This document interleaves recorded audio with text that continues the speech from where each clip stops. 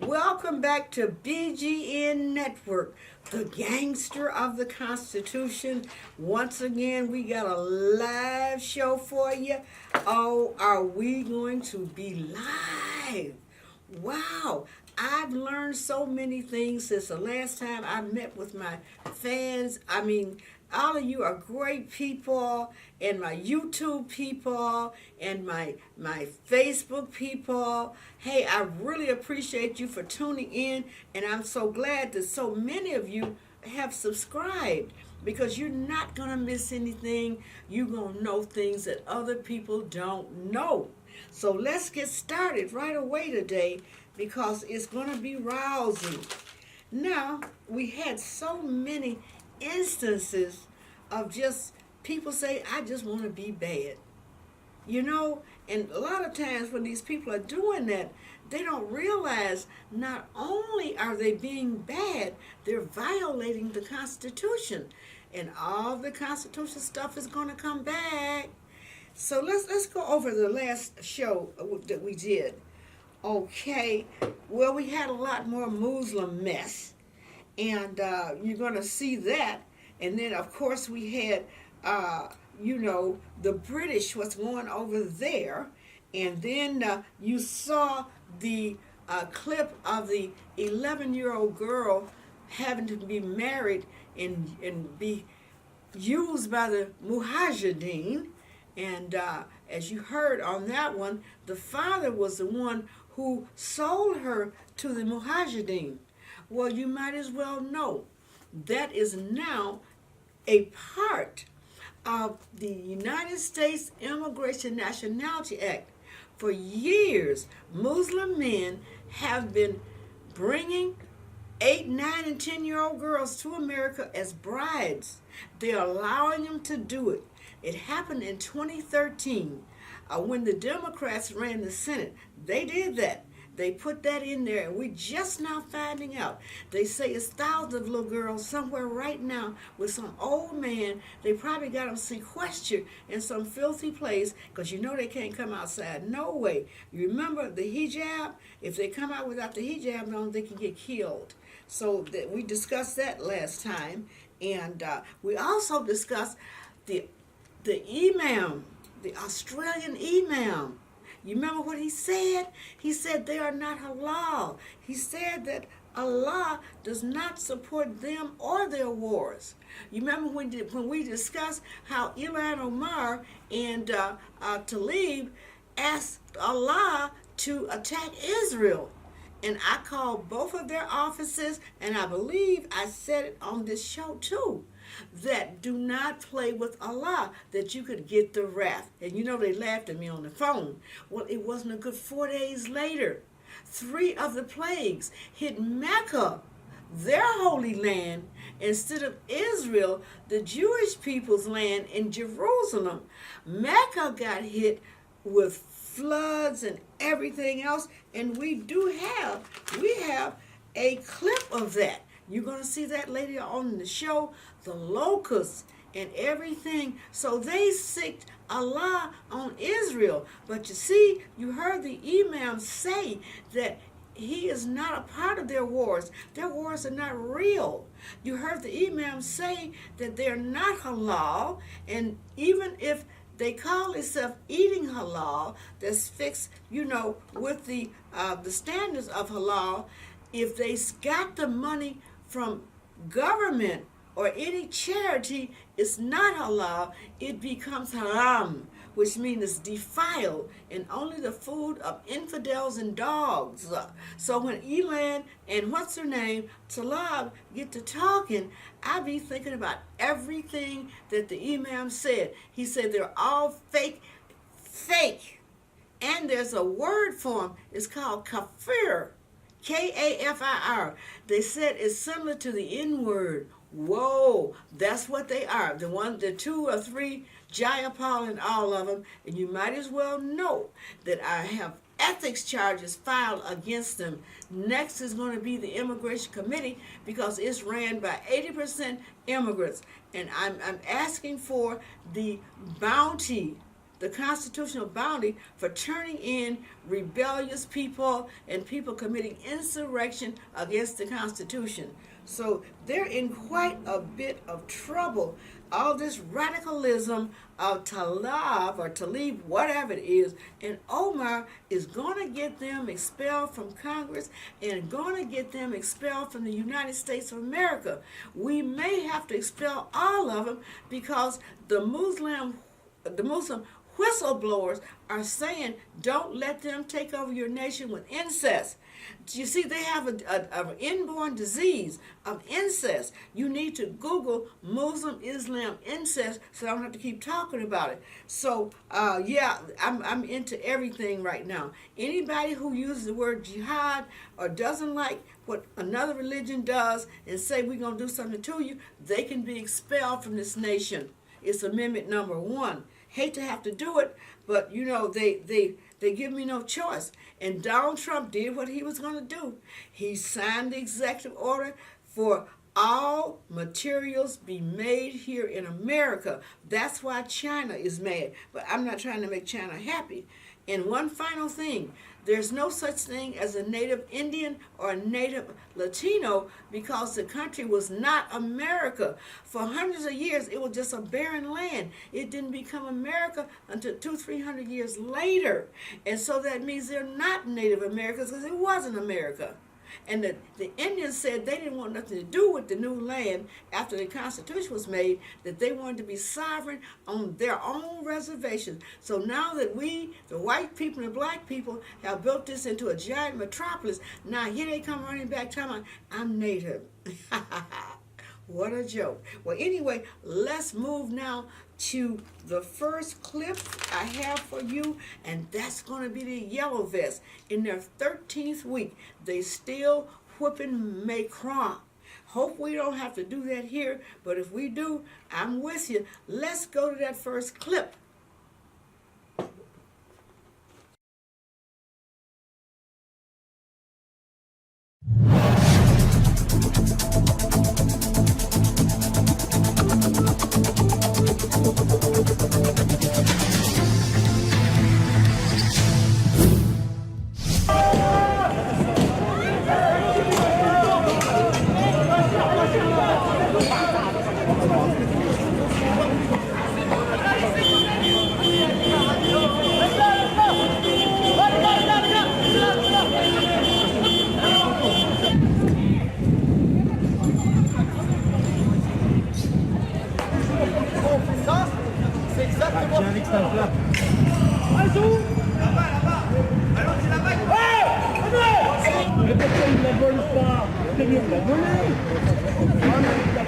Monsieur, vous inquiétez pas, c'est un long.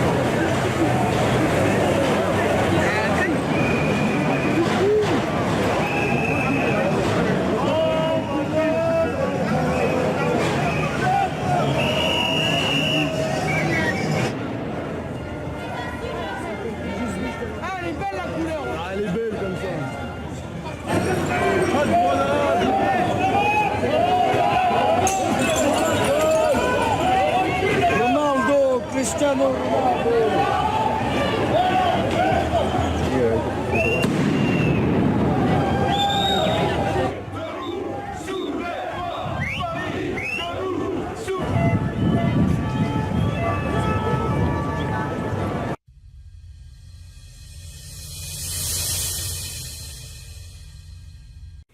Yeah, people, you saw that.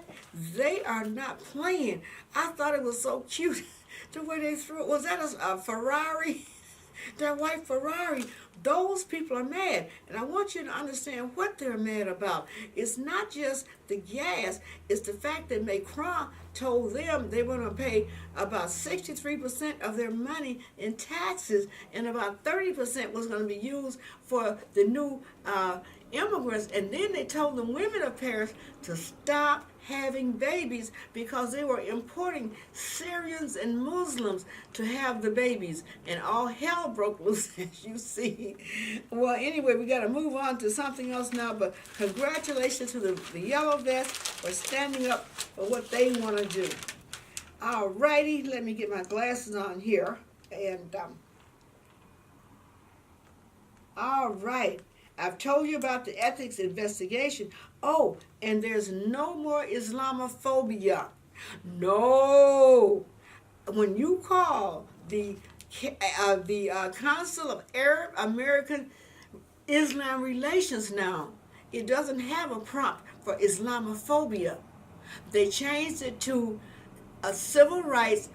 Formerly, it's Islamophobia. See, since Omar and Talib been in there, and Jayapal now, we can, they're politicians. We can discuss everything about them. And that's how we're finding out about this incest. And that's how we're finding out that the girls can only have sexual relations with relatives. And that's how we're finding out that the hijab is not a holy garment. The hijab means you are so unholy that you need to come out with that hijab because you are inferior to the men and unholy. And if you don't have it on when you come out, you will be stoned to death. And I'm sure most of you have already seen the killing of Farkunda on the December 21st show.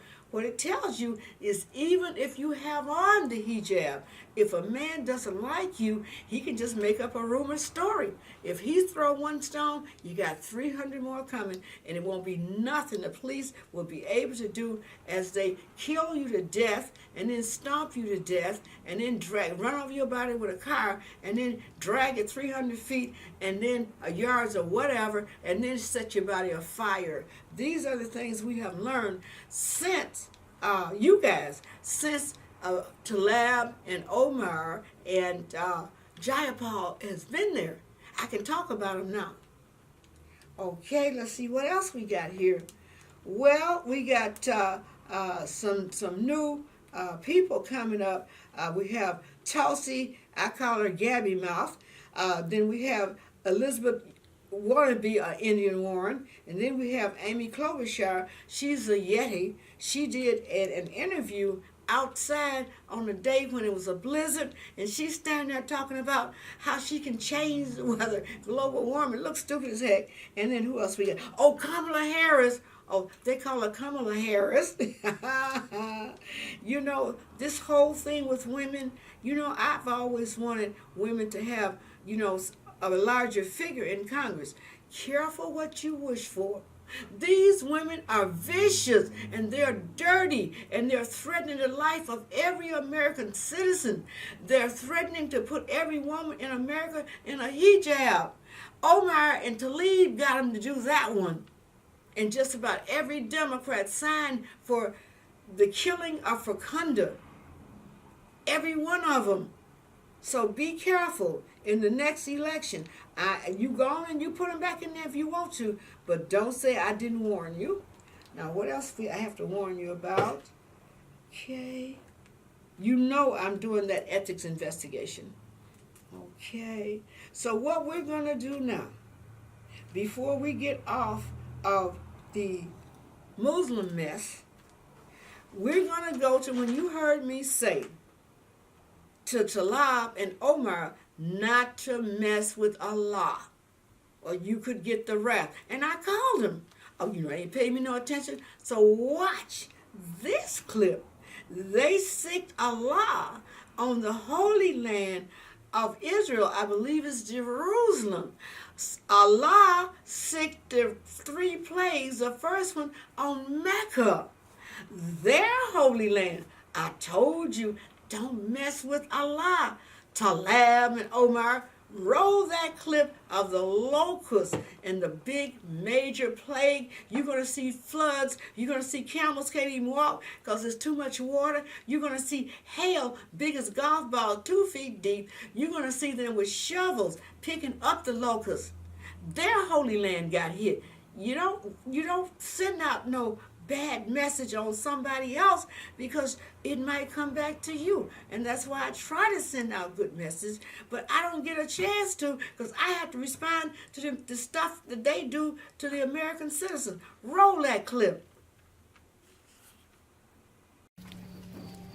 What you're looking at here, folks, is thousands upon thousands of locusts in Saudi Arabia. This just happened yesterday. It's pretty shocking, actually, and it kind of makes people wonder, is this a sign? As we had last month, also flooding in the desert of Saudi Arabia, and we had hail storms there as well.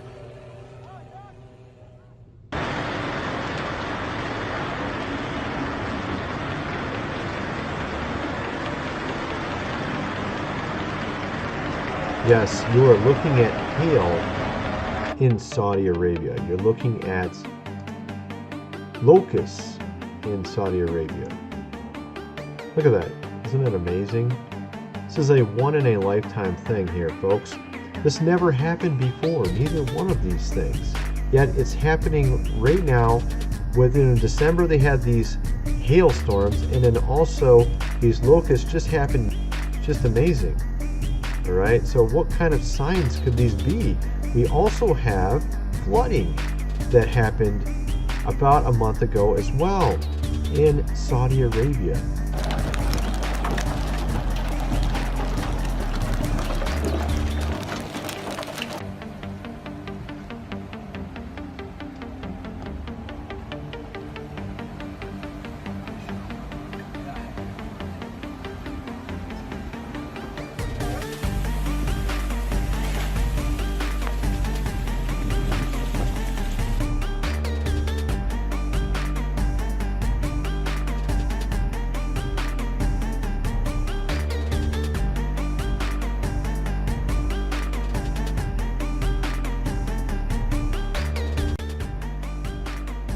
You're telling me this is not biblical in any way, shape, or form in Mecca, all right? This is amazing, actually, and I don't know why I can't get it. There we go. All right, so there's also some footage I wanted to show you with that. Yeah, here we go.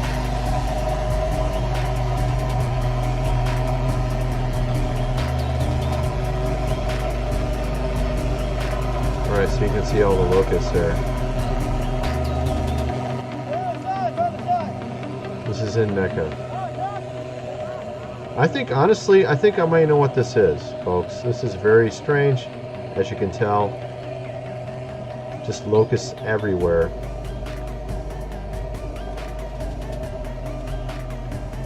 Alright, and I really do think this is a sign. I'm going to tell you why in a second here. I had another article open here. Here we go. Plagued by swarm of locusts. Alright, massive swarm of locusts plagued Saudi Arabia earlier this week, prompting authorities to launch a cleaning operation to remove them. Videos posted to social media showed the insects swarming around cleaners in the city's Grand Mosque where millions of pilgrims go. It's just amazing, actually. I'm kind of curious about this one. Alright, so you see all these locusts here, folks. Now, I wanted to mention a couple things about this. Now, we saw what happened in Egypt in Moses' time, right? There was these type of plagues. Locusts, floods. Very interesting. Okay? Now, of course, we also had last year, actually, technically it wasn't last year now. It was September something, 2017. We had the Revelation 12 sign.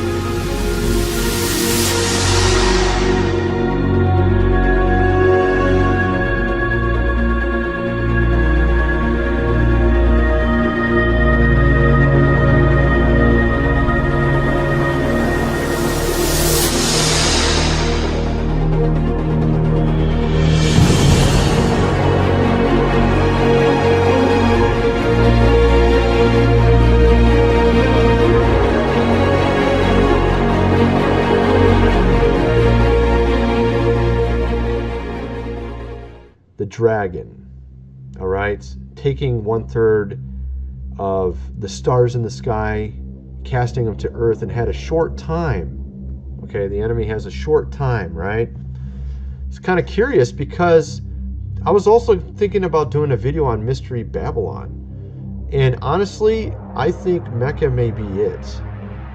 Okay? But what's interesting is they also have a belief in Mecca about, you know, certain people have a belief that there will be a leader who will arise, who will come out of a well, and he'll be the true Messiah, I guess you would say. And I find it kind of curious how it fits Revelation quite well. And I did a video about this in the past on how this is the only city that actually fits the definition, or the description, I mean, of Babylon in Revelation. It is the only city. Do you see shepherds walking around with livestock in Rome? No, you don't. There's only one place where it's considered a wealthy city where they do that. This is the city right here. The one that's being plagued with locusts right now. Okay? I don't think that's a coincidence, folks. I really don't. Look at that.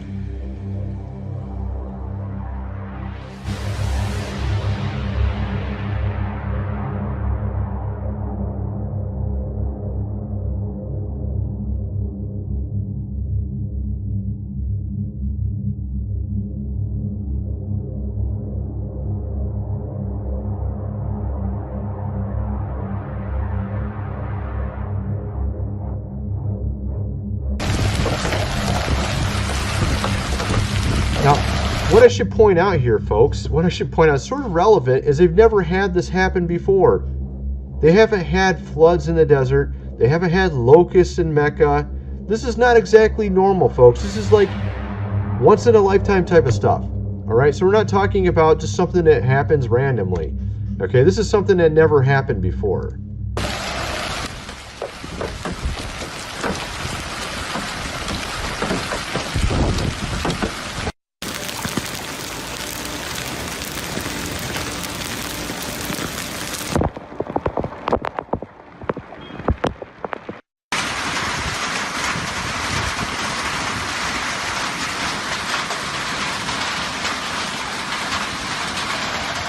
Now I'm going to do an expanded video on this, okay? I'm going to do an expanded video over on my other channel, which is my backup channel, God Rolls 2. We used to be called at one time Sons of Thunder. I'm going to cover more about this topic, about how this could be the city that's really being discussed in Revelation, and that everybody seemingly doesn't know about this. They seemingly always assume it's New York or Rome, which of course those are, in a sense, in the same spirit. They are essentially the type of Babylon type of cities. I mean, they obviously are. I mean, you have the Statue of Liberty, which obviously is not what a lot of people think it is. What about the personification of Babylon in the scriptures as a woman? The prophets used the word her. This is another very precise clue given to us through metaphors and symbolism that are so abundant in the Holy Book. Think fast. What was the most widely known symbol of America? What is the image most immigrants and tourists associate with the U.S.? Is it a woman symbolizing liberty that sits in the harbor of the most important city in the United States? This is very cryptic but important, as it shows how accurate the prophecy is.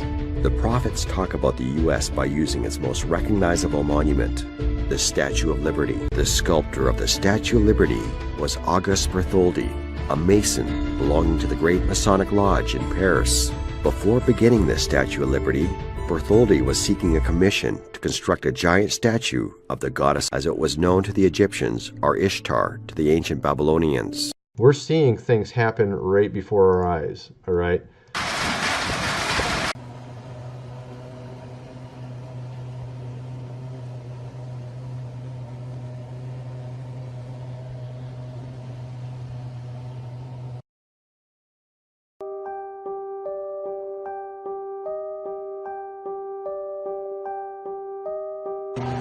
يا الله صباح الخير.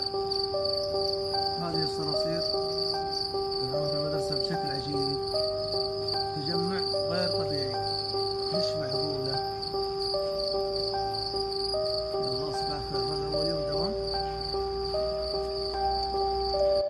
Let me know what you guys think in the comment section below, and thanks for watching. See what I mean? Did you see that? Wasn't that amazing? Did you see how he told that story? Oh, some of it was scary. I'm telling you, especially the part about the Statue of Liberty.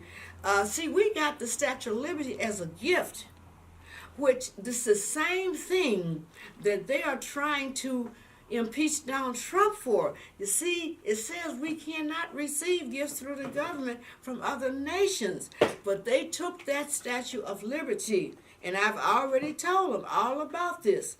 So now we know that Congress has already violated the Emoluments Clause with the Statue of Liberty. But the thing about it is, Bertolli, the one who built the statue, he didn't intend for it to be the Statue of Liberty. He just had to scrap what he wanted. He wanted to be some goddess, the fertility goddess. And the one that he did for her, she's holding her hand the same exact way, and the Statue of Liberty gown is the same thing that she had on. So you see what I'm saying? What you can learn now that we have the internet, and now that we can go into Islamophobia and rip them to shreds. So that's what I showed you. I told them, do not mess with Allah, so don't feel sorry for them. They didn't listen. All right, let's move on now to another one that they're not listening to. We're going to look at what they're doing over in Great Britain. Now, you guys saw last month's show, where the Christian lady ran up on this big, huge Muslim, and she put that cross in his face. And she stood her ground. This is a Christian nation. And you saw him beat up Tommy Robinson. What you're going to see today is the entire clip, the full 11 minutes. Oh, you just wait till you hear what they're saying about how they're going to take over the world with incest. They're bragging to the young white men, well, you guys only got two. Y'all just got one wife and 2 kids. We got 4 wives, and we're going to have 22 kids. So that's how we're going to take over your land. And then you heard the Muslim apostate say, do not let the Muslim take over your land with incest. You remember he ended by saying it? Stay away from incest and stay away from Islam. You won't see the second half of that. All right, see what else you're going to see here on that clip that I think is so important. That is what I think is very important that you know about with Omar and Talib and Jayapal. Jayapal is on the immigration committee. I'm going to try to get every one of them off of it. But this is what we have to face. This is it. So we're going to roll that clip, and you're going to hear them saying, look, watch out, USA, watch your back, because we coming back. And they're saying that all the American women are going to be in hijabs just like the German women, and they're going to continue to raping them. These people are too bold. They need stopping. We may have to have another world war like we did to stop Hitler in his game. So let's roll it. This time, Omar, she's leading it, and Talib and Jayapal. Omar, I guess she's supposed to be ISIS, you know, the one with the big hat on. Well, I'm after her, and so is the United Arab Emirates and the Saudis, just like you saw last week. So roll that clip of the refugee crisis.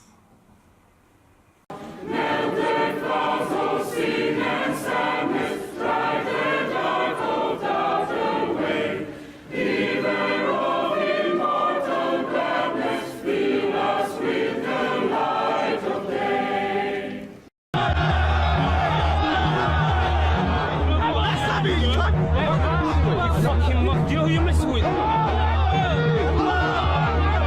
are you looking at? You fucking bitch!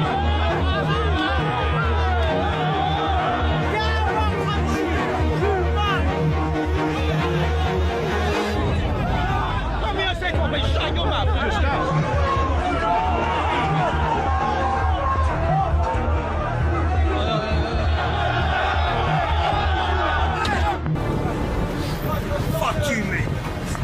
sir? Country, mate. It's our country. It's your country, is it?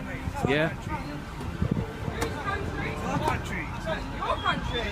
What, it's a Christian country. Christian country. It's a Christian country. Yes, it is. This is a Christian country. You're jealous? You're jealous that we're taking over? You're not taking over. No. Why are we jealous you're taking over? Yeah. Why Yeah? are you taking over? How are you taking Yeah, over? mate. We've got it, mate. We've got it. You've Look got at us. it. Is that what We're you loving think? it here. You might have- haven't got it. Like you've got people scared. You don't have us scared. No, I'm not scared. You think you can take over town Take and tell over. us that it's your country? You've taken over. Not for long. See this cross? This will prevail. What the f*** you putting your camera at me for? And in this neighborhood, that makes Robinson a marked man. And then you got something to say. Robinson calls himself a soldier. Oh God. No. Oh God. And this is his war. Oh God. America's going to see firsthand what's going to happen. This is what's happening. This is coming your way. USA, watch your back! USA, watch your back! The Muslims are coming back! On one side, British-born radical Muslims We don't worship Obama, we don't follow presidents or prime ministers, we only follow Allah. who believe they're fighting a holy war against the West Allahu Akbar. and want Sharia law to rule the world. The last hour will never come until a group of Muslims rise and conquer the White House. In one part of town, Ramesa and his associates have set up so-called Sharia patrols to go out and discourage behavior that they deem un-Islamic. There's some guys there. On this night, they stopped to talk to a couple of non-Muslim men who were in a park drinking beer, which is forbidden under Islam. So we're just reminding the community about staying safe. And in this area, there's a lot of gambling that goes on, a lot of alcohol drinking, and it leads to a lot of problems. So we advise you, and we advise anyone you see, to stay away from these things. Get the prostitutes off our streets! But the patrols are not always so friendly. Online clips give a very different picture. A woman in a short skirt is abused. Vigilante cannot dress like that in Muslim area. I'm so We don't care if you're appalled at all. Muslim And Miss Mary, it's Great Britain. This we don't care. It's not so Great Britain. You need to get out of A it. man the patrol thinks is gay is insulted. Get out of here quicker then. You're dirty, mate. You're gay, mate. Get out of here, mate. In the night time, it turns into a very ugly place like many other places. Walking through London with Ramesa, you experience an alternate reality where there is no compromise and all conversations are one-sided. Ultimately, I want to see every single woman in this country covered from head to toe. I want to see the hand of the thief cut. I want to see adulterers stoned to death. I want to see Sharia law in Europe, and I want to see it in America as well. I believe our patrols are a means to an end. The only thing I would say is that in America and in the United Kingdom, we have a system, democracy, A backwards one, but it's a a barbaric system one. that allows the people to choose what they want and allows people freedom. So why can't I choose Sharia? When in Rome, overthrow Caesar, implement the Sharia. In your home, you can do whatever you want. But what about in the public? Why can't I tell you to cover up? Am I free to say that? Because it would be outrageous. Of So where's course my you're freedom? not. Where's my freedom? You can say it to me, but Okay, you... so cover up. Wear the hijab. That's absurd. Ganz ehrlich, der Islam wird in Deutschland kommen, ob du willst oder nicht. Deine Tochter wird Kopftuch tragen. Sein Sohn wird Bart tragen. Okay? Und deine Tochter wird einen Bärtigen heiraten. So, und wir vermehren uns immer mehr. Ihr Deutschen kriegt ja keine Kinder. Ihr kriegt höchstens, wenn es hochkommt, 2 Kinder. Wir machen 7, 8. Alhamdulillah. Okay, Kollege? Und dann nehmen wir uns auch nochmal 4 Frauen, dann haben wir 22 Kinder. So, ihr habt vielleicht ein Kind und ein Hündchen. Ne? Und das war's. Kollege, das ist nicht unsere Schuld, das ist eure Schuld. Wenn ihr unsere Länder ausgebeutet habt, kolonisiert habt, damit du einen Mercedes fahren kannst und deine Digitalkamera da benutzen kannst, so macht Allah Azza wa Jal, der allmächtige Gott, macht das so, dass wir euch erobern, nicht mit Krieg hier in Deutschland, sondern mit Geburtenraten, erstens. Und zweitens, wir heiraten eure Töchter. Ja? Und deine Tochter wird Kopftuch tragen. So, und jetzt kannst du richtig einmal durchdrehen. Ja, man sieht schon richtig den Hass in deinen Augen.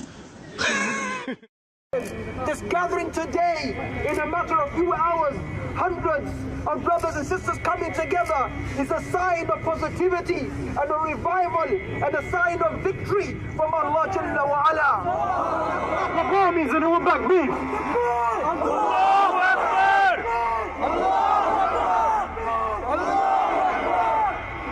We need a Khalif walking up the streets and who will smack up armies and who will back beef. Backhand your missiles back to your land, that's the plan.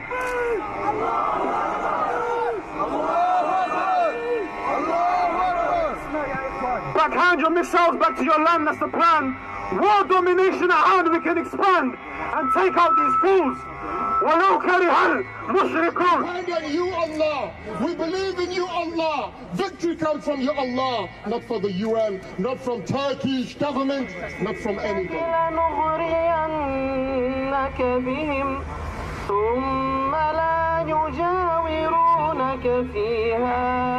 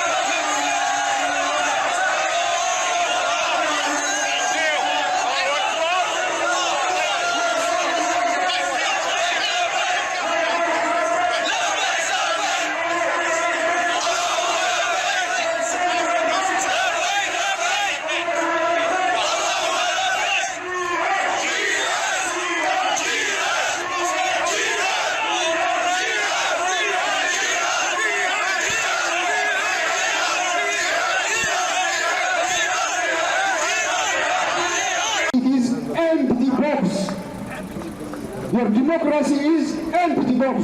It is for you, because you are a racist. I'll tell the truth.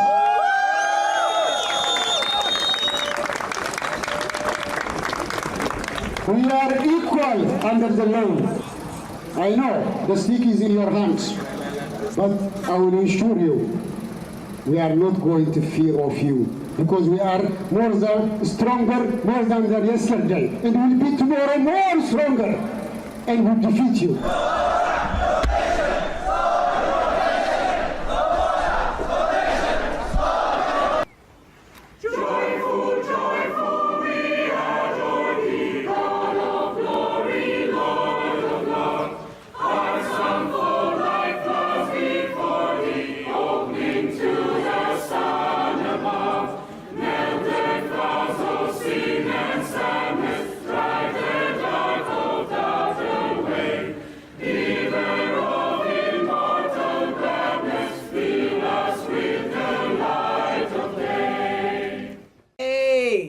Heard that? Aren't these people bold? Now they in another country and gonna say, get out our country. You know, one of the things I heard online, and you don't get the same clips I do, so you might not have heard this, but there's a plan to evacuate the royal family. Yes, because it's serious over there. We may have to get up and go back to Europe like I told y'all and run every Muslim out of these people's lands, because even the Dalai Lama is saying the same thing. Europe is for Europe and they need to live in their own lands. And you heard the imam. He said they're supposed to go home and pay the money back to these foreign nations that they have taken, because they don't take anything from anybody. Allah doesn't allow it. And he said the wars that they want to fight against all these nations, Allah is not doing it. And you guys know what it is, because you're educated. You know that it's the United Nations international immigration laws that make all the member states, they call them states and not even countries, you have to let all these people in and they have to go on your welfare. This was done before most of the young people were born, and we told them back in the day, we said, no, you're going to hurt your children in the future. And you know they didn't listen to us, but you see the yellow vests, you see the British, you see Austria, Sebastian Kurz, Poland has shut down all of the Muslim schools. They're all closed. You can't go there, and they're expelling them told them to go home. They're doing that all over Europe. And citizenship, they are revoking citizenship of Muslims.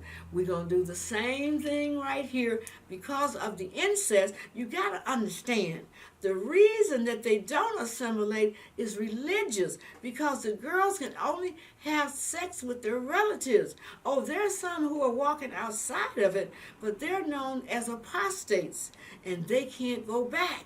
So, but then there's the issue of the blood. And even the Bible talks about the bloodline and the rivers of blood. They're all one relation. They keep replicating the same genetic code over and over. There's a consequence. It gets to a certain generation when the kids come out looking like rat people. Look it up on your computer. Just Google Indian rat people, and that's for the country of India.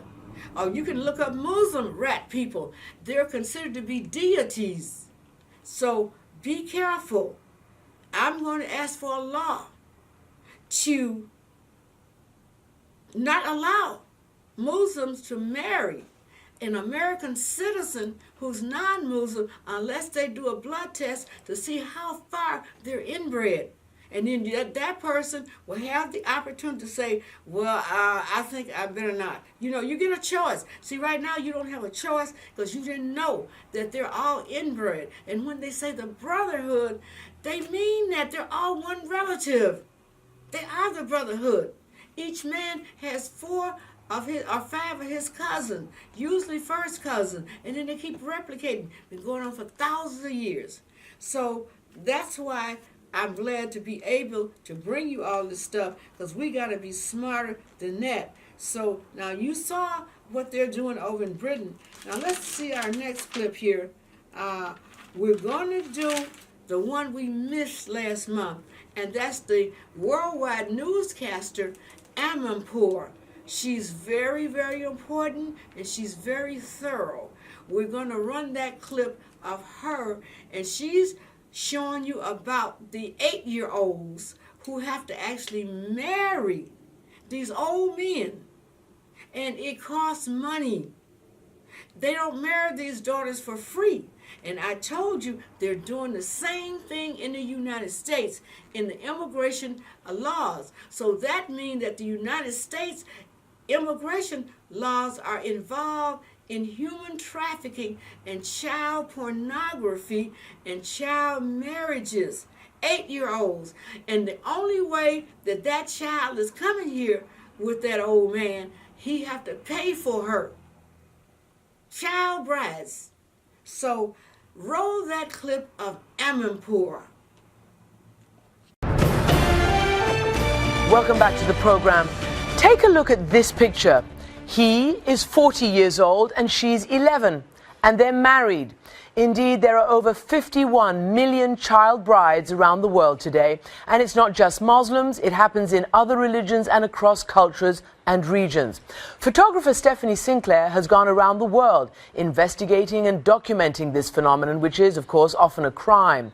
I recently talked to her about the incredible stories featured in the book called Questions Without Answers, The World in Pictures by the Photographers of 7. Stephanie Sinclair, thank you for being here. Thank you for having me. So let's go to Yemen and let's go to this picture. It is actually startling. You see these much older people with these children. Yeah. Describe what's going on here. Who are they? These are 2 young girls, Tahani and Ghada. They're sister-in-law in Yemen, and these are their husbands. And this was during a day that the husbands had come home in Yemen from working. They were both in the military, and so they came home and they were spending time with their family, and I was able to photograph them. I think you recorded one of them. We're just going to play some of what one of these little girls, this little girl, told you. Okay. They were decorating my hands with nugs, but I didn't know they were going to marry me off. Then my mother came in and said, "Come on, my daughter." They were dressing me up, and I was asking, "Where are you taking me?" I mean, I think that's what's so heartbreaking about this, that they often don't know what's happening to them, and they're told that we're going to a party or we're going to a celebration, and then this happens. Did they express how they feel about it? Well, most of the young girls, particularly like these two girls who are preteen, I mean, that's where you really see that they don't know what's happening to them, and the only time they really understand what's happening is on their wedding night, unfortunately. And you know, I think that it's just this harmful traditional practice of child marriage is just so embedded in some of these cultures that the families don't protect them as they should. And they, as you said, they don't know anything. And then here's this young girl. How old is she? This is a young girl named Asia, and she's 14 here. She already has 2 children in this photograph. 2 children. Mm-hmm. Well, here's the newborn. Yeah. And this oh, there you have child. in the corner there, yeah. And she was still actually, you know, was bleeding still from her birth of the child, and she didn't really know what was happening to her body. And you know, it just shows that there wasn't a lot of education out in these villages to tell them what was happening and what to expect. Well, when you went to do this session, I mean, they must have known that, you know, you didn't approve of it, or this was something that wasn't right. Was there a sense that they got it, that this wasn't right, their parents or the kids? Absolutely. I think, I mean, this whole project, I've been working on this for about 9 years now, and this whole project was done with the help of the people from these communities. So all the access I got to each of the families was through the people who wanted this to stop because they could see the harmful repercussions. That's kind of interesting, because usually you might find yourself sort of blocked out from the community. I mean, so I mean, did the men know? Did the parents know? How did that work? How did they give you permission to do it? I was very straightforward. I mean, you know, I went to them and I told them what I've been working on. I've showed them pictures that I'd made previously on the topic, and I was just very honest with them that, you know, we're working together.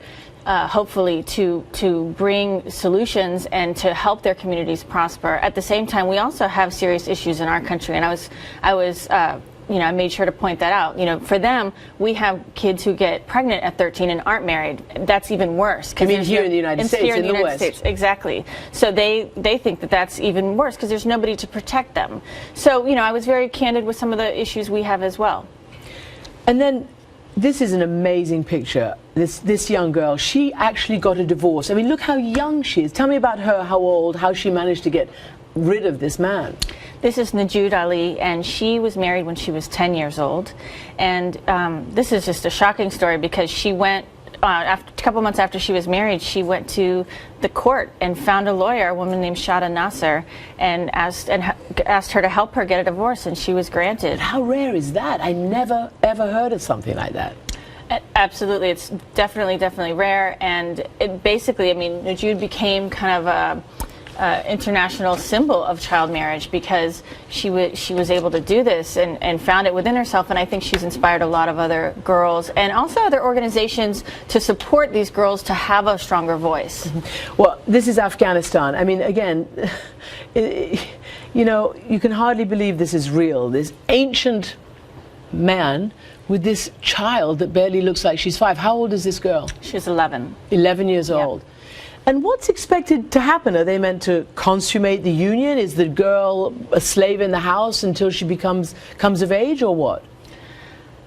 Yes, on both accounts. I mean, you know, what I was told when I was there is that the girls would wait till puberty and they wouldn't consummate the marriages, but the women brought me aside and said, you know, they will. Once the girls are their property, there's nothing they can do. They're forced. They're forced. And the bigger tragedy, I mean, not that that's not a huge tragedy, but the biggest tragedy is that this young girl, she wanted to, she was still in school, and this is like rural Afghanistan where we've been pushing so hard and people want education for these young girls, and this was in a very rural area, so something good was happening. And then she was pulled out of school as soon as she was married. I mean, as soon as she was engaged, not even married. But here, this is really interesting, I think, because there are some brave people in Afghanistan who simply won't tolerate this. And this was one of the police commanders, a rare female police commander. Tell me about this story, because she's obviously come after this guy. Yes, this is Malalai Kakar. She was a very, very special woman, and she knew the project I was working on and called me when she got this case. I was actually in Kandahar here, and this young girl, her name was Jamila, and she had been stabbed several times by her husband, and just for trying to go visit her mother without his permission. That's it? That's it. That's all she did. And this being the husband? And that's the husband. And so I actually sat down, I was sitting there talking to them, and I asked Malalai, I said, what's going to happen to this man? And she just kind of laughed and went, nothing. Men are kings here.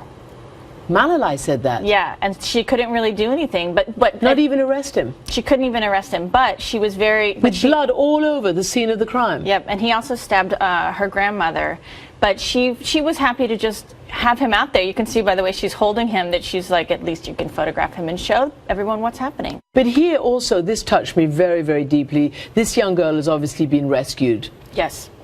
This is at a shelter in Afghanistan, and this was actually one of the moments where I was like, I'm going to work on this project for as long as it takes. This is a young girl, her name's Mejgon, and she was married at 11 years old. Her father was a drug addict and sold her for heroin, and she ended up... Her father sold her to get his fix? Yep. And so she was married and obviously treated very terribly and ended up running away. And she ended up at this shelter in Herat, and I was just talking to her, and these girls just wanted to share their stories, and she said to me, in my whole life, I've never felt love. And I was just like, I couldn't even imagine what that would be like. She was so beautiful and so sweet, and they actually, you know, more solutions needs to come because they ended up having to send her back to her father.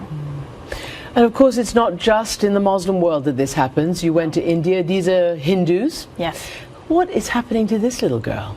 This is a really sweet young girl named Rajani. She was 5 years old, and they had a marriage in the middle of the night. Literally under cover of night? Literally at 4 o'clock in the morning, actually. And her two older sisters were married to two other boys. So it was three siblings marrying three other And for what reason? Is it tradition? Is it for money? Is it to get rid of the girls? What is it? It's for tradition. It's often you see these group marriages because the families can't afford to have 3 weddings. Just like here, weddings are so, take all the expenses people have. And here's the wedding. Yes, and it's very, for them, even though this is at night by a fire, it's still a lot of expenses because of the clothes. But look, it's not. This is a small boy as well. It's not like one of those old men in Afghanistan. No, and that's one of the main things I wanted to cover in India and Nepal was that some of the times the boys are also young too, and often they're victims just as much of this harmful traditional practice. Mm-hmm. And then finally, of all these wonderful pictures of yours that we've selected, we selected some from Ethiopia because, again, this just looks like an abduction. I mean, this girl is wrapped up, put on a mule, and taken away in the desert. Is that what you found there? Yes, and this case was interesting because this girl actually kind of accepted her fate, and she said, she was excited about being married. She was also 14, but at the same time, she also didn't know what that totally entailed. And so they wrapped her up and they took her away by mule. And I asked the groomsmen in this wedding, I said, why do you cover her face like that? And they said, just in case she wants to run away, she won't be able to find her way home. Wow. What do you hope to achieve with this reportage? I think it's a matter of showing them that if these girls aren't educated, if they're taken out of the population and just forced to work at home, that their communities suffer as a whole. And of course here, so much of what happens, the rapes, the abuse, these are crimes. It goes beyond culture. It is, but at the same time, I want to point out that this is an issue in more than 50 countries around the world. And even in our own country, we have had issues of it as well, and still do. And so nobody's really exempt from it, and so it's a harmful traditional practice that is slowly changing. We just want to have it change even faster. Stephanie Sinclair, thank you very much for joining me. Thank you for having me. All right, see what I mean, people? Hey, this is not a game, people. Wow, and I don't really really take a whole lot of pride in having to tell you these truths, because a lot of people are going to say, oh, she's intolerant, and oh my goodness, and she is not social. But the word intolerant is not in the Constitution. Social such and such is not in the Constitution. Diversity is not in the Constitution. These are the laws that the United Nations made up for the New World Order. And they got these stupid countries back 55 years ago to sign on to the United Nations international laws and to become bound by those laws. And that's why you see the people coming in the caravans. They're trained to the United Nations international laws. And this is what you hear the newscasters saying when you hear them say, well, under international law. But you know what? And I've told this to Trump and just about everybody in Congress. You can't do international laws because you swore an oath to the United States Constitution that you wouldn't do such a thing. And if you engage in that, it's called rebellion and insurrection and giving aid and comfort to the enemy, which is treason. So virtually every Democrat in Congress is committing treason and rebellion and insurrection. It's not the Republicans. The Republicans and Americans, we're being forced to do this because every time Republicans try to do something to bring it back to the Constitution, like stopping the car, stopping TPS, stopping giving them money, stopping refugee, that's all supposed to be done by the states. Every time we try to write something, here come Chuck Schumer and Pelosi. You would get blocked. So that's why I say it's on them. The Democrats, they did it when they had 40 years of leadership, of misleadership of this nation. So when I file my ethics complaints, I will be asking for Amendment 14, Section 4. Well, that's right after Amendment 14, Section 3. That's the oath of office. And when you swear that to the United States and you go stepping up to do international laws for the UN and you do Sharia laws for Omar and Talib to wear the hijab, then you just violated that. You have just committed rebellion and insurrection and giving aid and comfort to the enemies of the United States. That is treason. So what I will be doing, I will go to Amendment number 4. That one says, the validity of the debt of the United States shall not be questioned when used for pensions and bounties for suppression of insurrection. So that is something that the people can use, and the people who are in our armed services, they get a pension because they are suppressing insurrection and rebellion. Now you're going to hear Senator Rick Scott and Senator Steve Braun. They have a bill now to stop pensions for Congress people. Don't get mad, because I told them years and years ago that the Constitution does not allot a pension. It's in Article 1, Section 6. It says Congress people are paid for their service only. And the final thing I'm going to tell you is I will be bringing you a clip from a former CIA agent. You remember when we had the rapping Forte? And I told you that the government did it. I got a clip, and he's telling you how the rapping dirty music started to bring down the nation. So anyway, that's it for today. I may not get a chance to come back, but hey, people, come back to see us next time. We're going to have even more for you. Goodbye from VGN Network and the Gangster of the Constitution.